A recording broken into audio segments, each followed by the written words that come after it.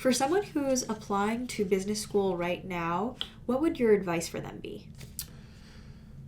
Good question. I was like, what is your why?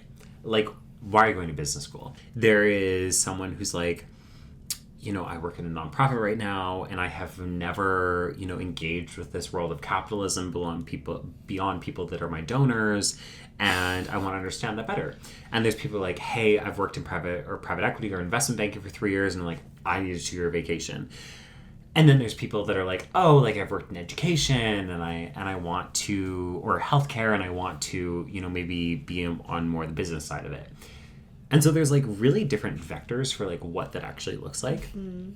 And I think what's really important to clarify ahead of time is like, what do you want to get out of business school? Because as Sheree and I have mentioned, there's so many different paths you can take, and it's really, really important to have a sense of like what kind of path you want to take. Mm-hmm. Because like, if you want to pivot to consulting, that is fabulous. Love that for you.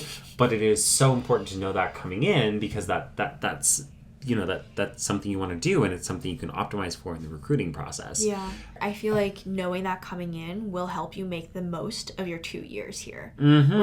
We're here for such a limited amount of time. So knowing your why when you're applying, revisiting that why when you start school, and having different times to check in on that to make sure it still stands. What do I like? Do I want to pivot? Like, what am I going to do? And some of that was great, but some of it was also a lot of soul searching. Mm-hmm. And so this last 12 months has been figuring out my why.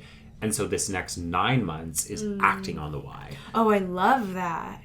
Yeah, but I wasted 12 months. Whoa, it wasn't wasted. You were figuring it out. How could you call that time wasted? Don't tell my mom. But you're right. Right? But it sounds like time well spent. Thank you. Yeah. Cheers to that. Cheers to that. A big cheers to that. But no, I don't know. That's how I feel about it. Yeah. How do you feel about it?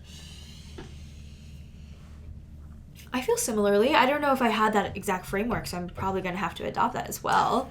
But I think for the last year, it was figuring out what do I like and dislike in the professional, personal realm, now that I can take a step back from the corporate world and learn more about myself.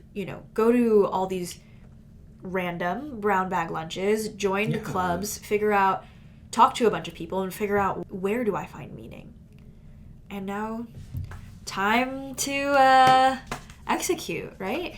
And to be fair, meaning comes in a lot of different ways. Like, yes, there's the obvious professional meaning, but there's also personal meaning. You're like, hey, Girlie Pop, I want to take up golf. Like, I want to be part of my queer community. Like, that is something I have really discovered at Stanford that I've never had before. Is that right? There's also, I want to be in the best shape of my life. I want to, explore acting. Like, there's so many things that you have the opportunity to explore through taking any form of graduate education that I just did not anticipate.